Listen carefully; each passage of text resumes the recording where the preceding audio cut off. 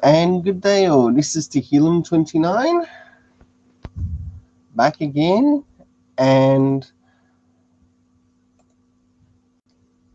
well, it's finally come to that time.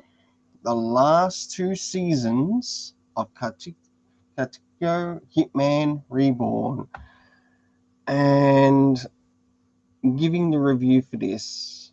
This is one series that I really don't want to end, but I enjoyed every episode from beginning to end. My goodness. Well, I'll just pull up the share screen here and get my notes ready and get started. I'll say one thing. There were some things in these last two seasons that I wasn't quite prepared for, but you know what? I really enjoyed what I watched. And also how some things also turned out in the end.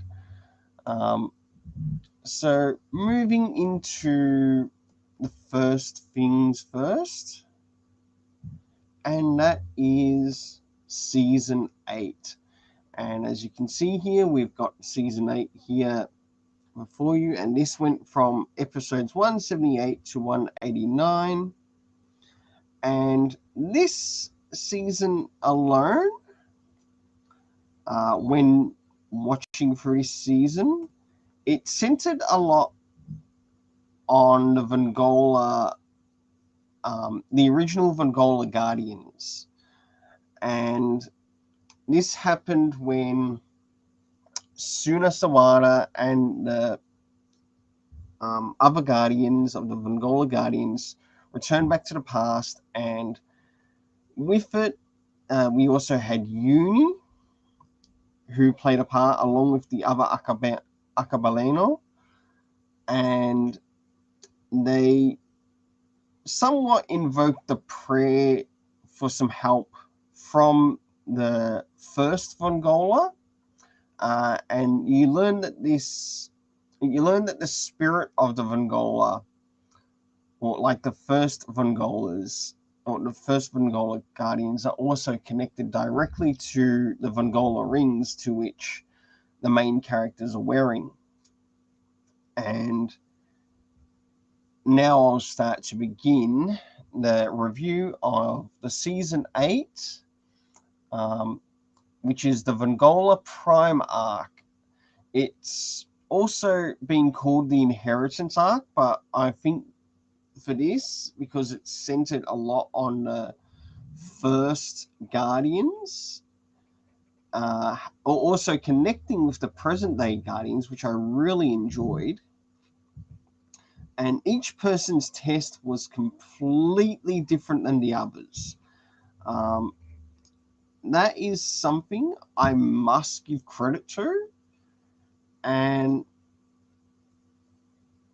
you'll soon see how I go in regards to this. So, moving on to the first part 1 of the Vongola Prime arc. Now, I've broken this down into 2 parts, and to which we had about 6 episodes of each, and here's my breakdown of like the first 6 and then the next 6.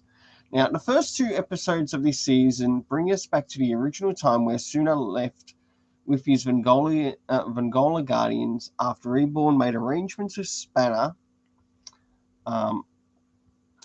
leading to the Vongola first encounter via the ring of Suna Sawada. With the help of the Akabaleno, which is the strongest 7, which we learned in a previous arc, to which all the Guardians will be tested for both successful inheritors of the Vongola power and legacy, to which will meet the original ring owners that were handed down to them as the second episode begins of the Vongola.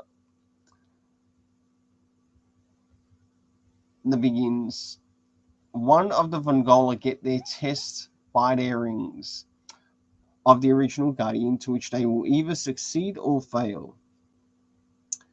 As we move into the next two episodes, it leads us into Yamamoto being given a second and last chance to show that he is worthy of the title of his of Guardian and of his ring. Whilst they try to work out what the mistake that was made, we end up getting a little dialogue from Gokudera of what he understands of the Guardians, seeing that he too is like from a mafia connected family from the Vongola. As the next episode starts with Lambo's Guardian test with his Guardian called Lampo.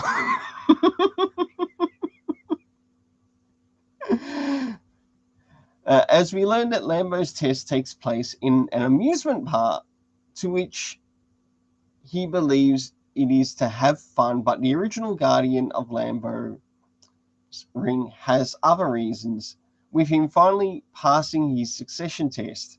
Oh, and by the way, Lampo, even though when you see this character, he looks like an adult Lambo,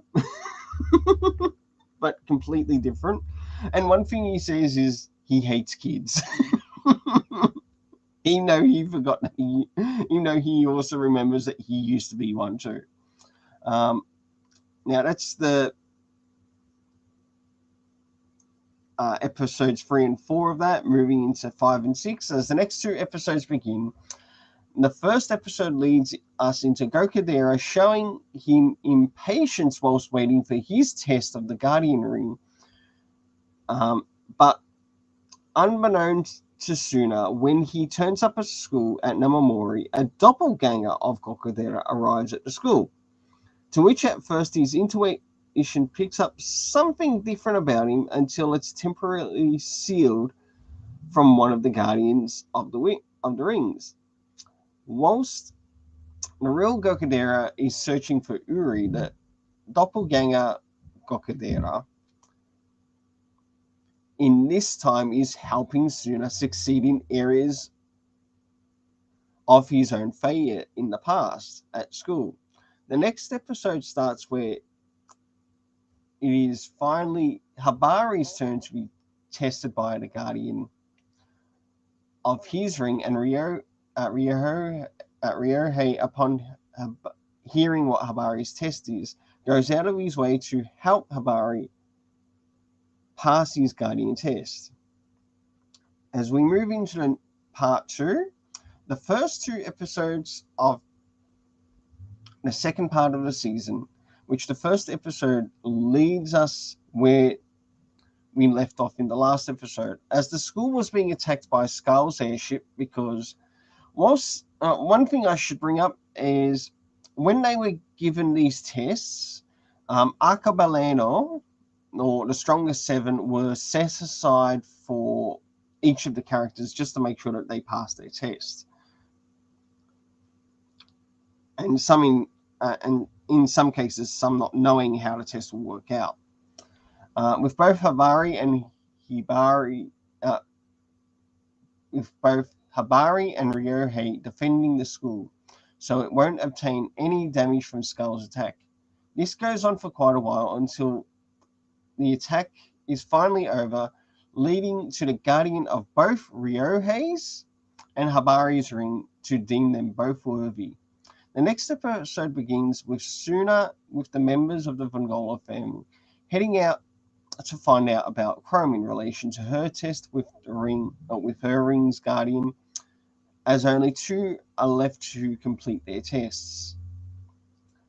Under the first ring Guardians, as they finally catch up with Chrome, they notice a change in her behavior, leaving Reborn to consult the other Arcabaleno to try to discover what the Guardian of her ring wants in this test, which is done by Damon Spade. Now, we learn that Damon Spade is the original owner of her ring, and we also learn of like some of the other owners of the previous rings. One is called G, and you also learn a little bit about their pasts as well, like what areas they specialized in.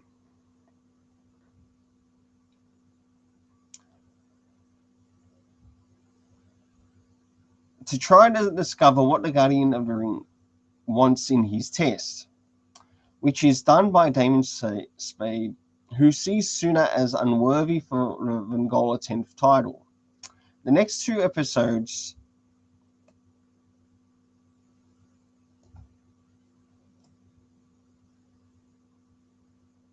around Damon Spade and how he manages to lure the Guardians present into the building along with Suna Sawada. These episodes deal with Chrome, but also Damon Spade's backstory, as well with the first Vengola. So we get to see how Damon Spade encountered the first Vengola. As we delve into their past, for Damon Spade, he desires the Mafia family that he is willing to go at all lengths to solve a problem, even if the Guardians get in the way of saving someone. With Kyoko, Haru, Ipin, and Uni, they try to stay strong in the situation, whilst behind the scenes, Reborn assembles the Akabaleno and Habari, who is missing amongst the Guardians, to destroy the illusion that Damon Spade has created.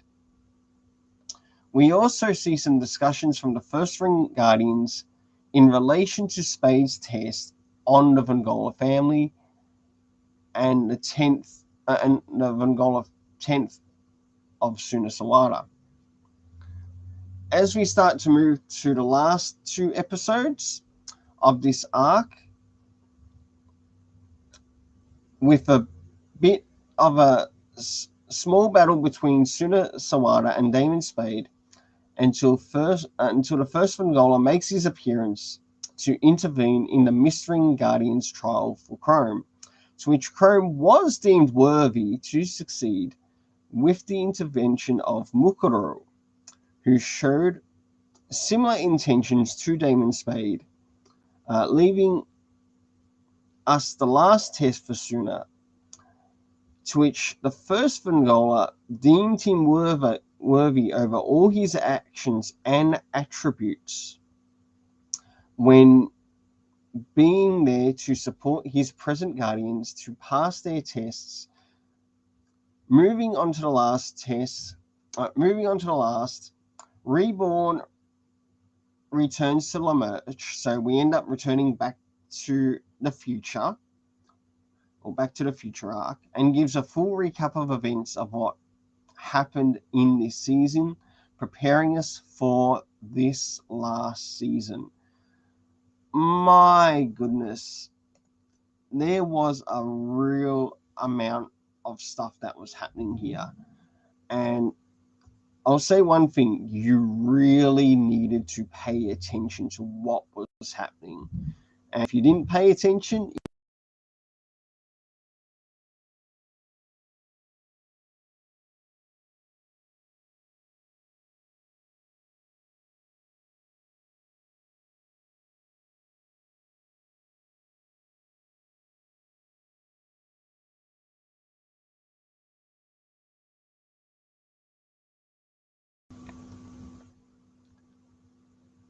sorry about that.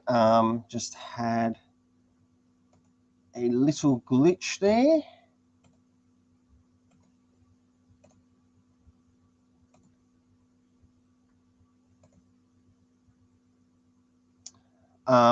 If you didn't pay attention to what was happening in this little story, it's quite easy to miss out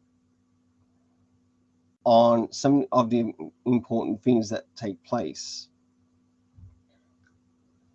So now it's time to move on to season 9.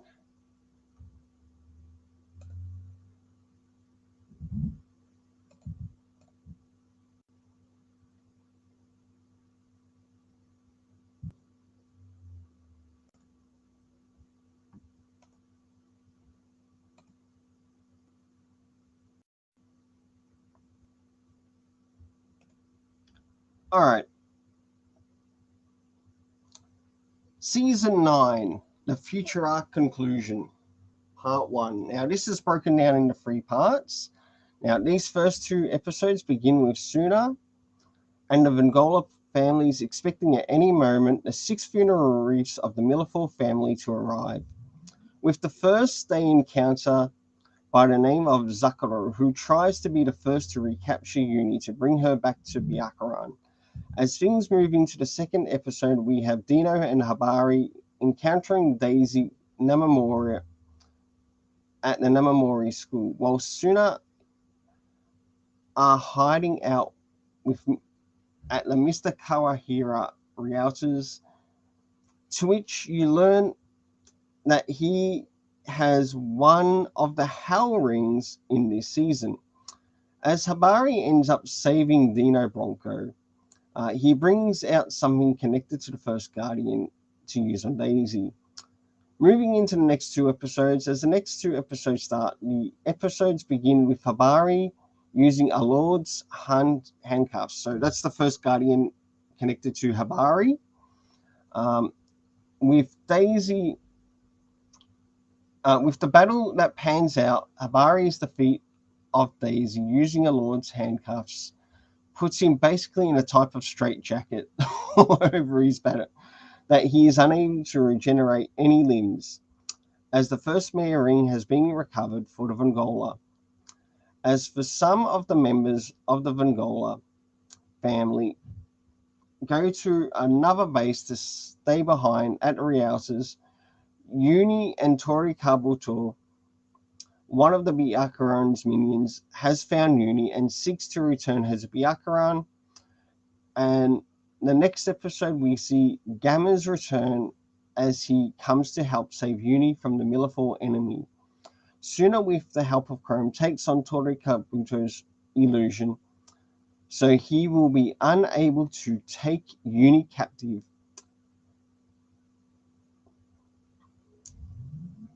And be under Byakuran once again. The last episode of the first part takes us to where Uni has directed the remaining Vongolas to move into the forest to try to recover Uni. Finally shares that Byakuran's power also comes at a price, to which it will weaken him as well as her. And that is, in his weakened state, it makes him vulnerable.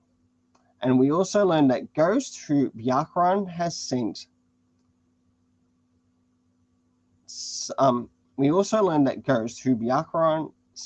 of his minions to collect his gone from the Vindici prison, as we see later on with him talking about Mukuro. As things end in this episode, we move into the final battle, which takes place in the next parts. Part 2. The first 2 episodes starts us off Byakuran's minion Zukuro, who is fighting against some of the Vongola members, who chose to try to separate the other members of the Milleford,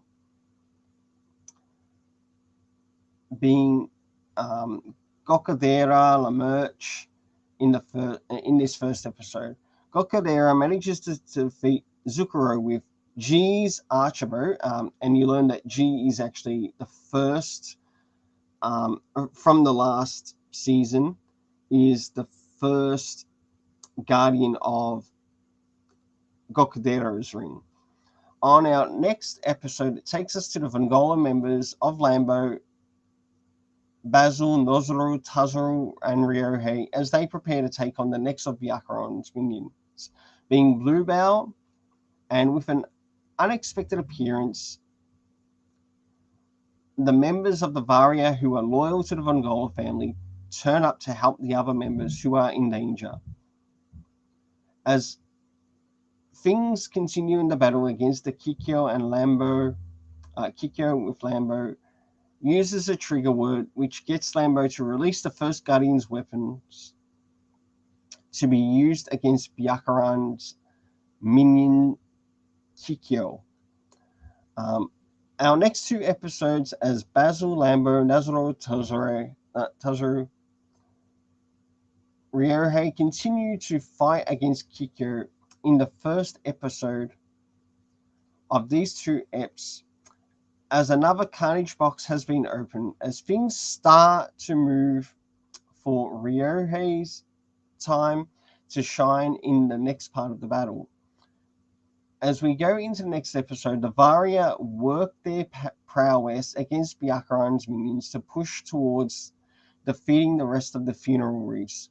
We learn that Flan is a student of Mukuro Rakudo, who makes his appearance after being freed from the Vendici prison and sets things up to remove the funeral reefs.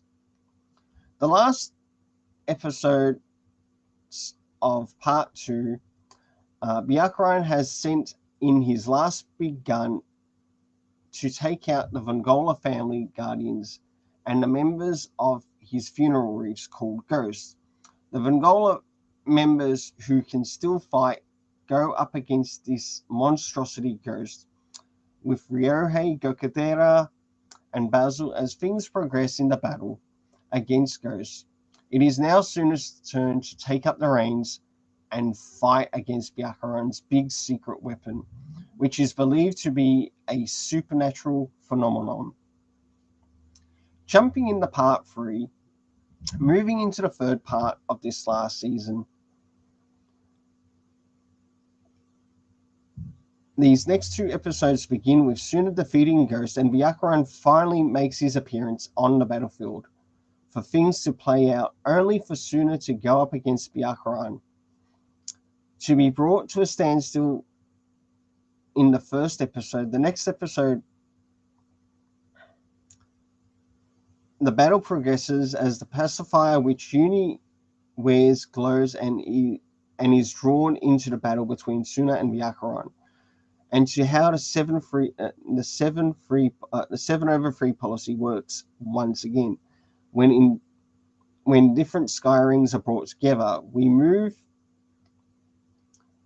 towards the end of this episode, and the first guardians of the Vongola rings make an unexpected appearance, throwing Byakuran off guard of what is to come. As we move into the next 2 episodes, the first Vongola Guardian instills to Suna the full power of the Vongola ring. We also learn how the Mare rings represent the seas, the Vongola are represented like a clam with the many generations, and the Akabaleno represent the rainbow of the pacifiers. In this first episode, as well as getting some more backstory on how Byakuran was chosen for the Mare ring, the next episode takes us directly to the defeat of Byakuran. The Akabaleno who lost their lives were resurrected, and comes to a surprise when Suna and the present members of the Vongola family, they finally return to the past with some small gifts from the Akabaleno from that time. Moving on to the last episode, so reaching the final episode of 204 of this season, we learn that Reborn has arranged a bus trip for the Vongola family members to where they now travel to places around Japan, from visiting a Vongola castle, Vongola tower, to being made to work for their food, to seeing some ice sculptures, which weren't exactly ice sculptures, and a Vongola hot springs as last. And the last place they go is Tokyo Tower.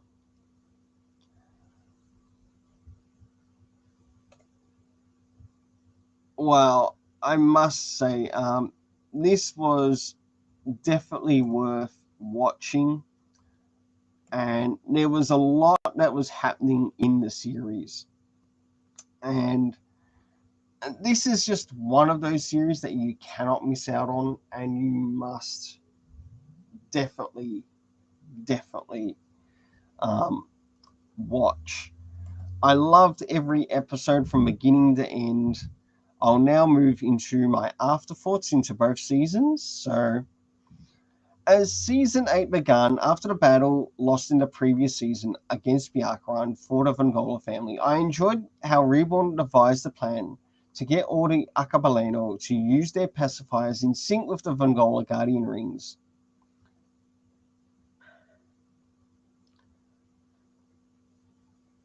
to which we, the audience, got to meet all the first generation Guardians of the Vongola. They laid down tests for all the members of the present day Guardians, to which they all passed their tests with a few hiccups along the way. I definitely felt after meeting the first Guardians in connection to the Vongola family, it really helped flesh out the time difference as well. How sometimes in history things can repeat themselves in situations. Not only did it have Suna learn about the first generation Guardians, but also many of the present day, to which they also saw the weaknesses they need to fix up. I really enjoyed Lambo's test in this one because it gave the present day Vongola family time to relax a little until Verde interfered with his test from Lampo. Suna meeting the first Vongola was pretty epic in this. My only small criticism is mainly towards Suna's character, as it felt like he had regressed a little back to season 1 Suna, which really wasn't needed, but overall still an enjoyable arc. As this last season of Reborn begins, the first part prepares us immediately of the next round of attacks from Byakuran's forces, as the Vongola family members go on both the offensive and defensive as the situations call for. Hibari and Dino being thrown into the spotlight early, we get to see what newfound power has come from the first Guardians to help the present day Vongola Guardians, as both Daisy and Todorokabuto do eventually being defeated by the Vongola, with us, the audience, learning that even Byakuran has a weakness in all his power and how he wields it. We also learn that Byakuran has a bit of a secret weapon for his own desperation to win, being Ghost, which is basically a supernatural copy of Byakuran from another multiverse or a parallel universe, brought over into the present universe. Our Vongola Guardians are in. Part 2 of Season 9 was a bucket full of unexpected surprises in both the positive and negative sides for Byakuran, like minions like Zakuro, Bluebell, Kikyo, and they put the Vongola in some heavy defense mode. Some of the best moments happened when the Varia came in to aid the Vongola family, showing that they can be the best allies in the Vongola family, with Flan and his crazy comments, but also seeing the return of characters like Mukuro Rakudo. I must admit, throughout these seasons, I have come to enjoy a whole lot more of the cast, including Lambo, even when Ryohei uses a trigger word to go in to defend the members of the Vongola in the battle. As things move forward in the story, we finally encounter Ghost, to which he is a flame-absorbing supernatural version of Byakuran, who does eventually get defeated by Suna. When the third part of this season began, there was a lot happening towards the end of the story, from the defeat of Byakuran's Ghost to eventually the defeat of Byakuran himself by Suna Sawada, the return of the Akabaleno, as well as the restoration of the other parallel worlds or multiverses, like a full-on restoration. So upon the defeat of Byakuran, all the other worlds healed up, like they literally healed up in their own way. And to where things happened in those worlds, the events were undone because of Byakuran's defeat. I will sorely miss this series, but one good thing about And one good thing Crunchyroll did was include episode 204, which left on a funny and high note. I really enjoyed Suna Sawada's journey in this anime. If only I could say the same thing about the manga for the series, which only has 16 volumes of the manga being translated into English, where there are overall 42 volumes, plus light novels. I stick with my rating for these last two seasons, as both voiceover and main and supporting characters deserve the rating I give them. The animation was amazing and was good in cues of emotion for many of the characters, and definitely felt it in the story, to which the story deserves its rating of 9.5 out of 10. Jumping into the rating, the main characters for season 8, 8.5 out of 10. For season 9, they got a 9 out of 10 for season 9. For the supporting characters, they got a 8 out of 10 for season 8 and a 9 out of 10 for season 9. The animation, I gave a 8.5 out of 10, and for the story overall, a 9.5 out of 10.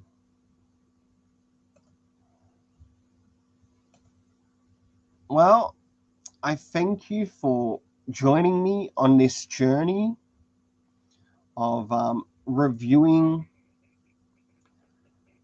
Katekyo Hitman Reborn. I really enjoyed every episode from first to last. I'd love to see more episodes connected to the series.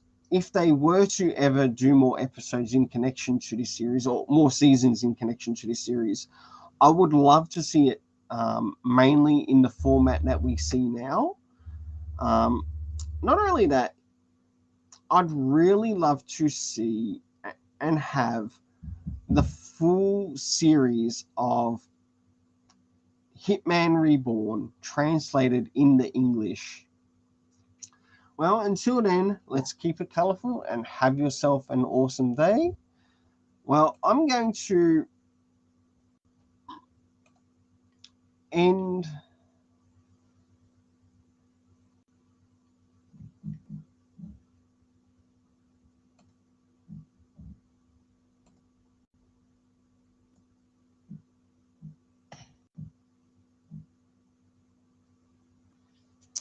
well, I think I might end this with what I used for the opening. A big thank you to everyone who also followed this in this stream or this review. Until then,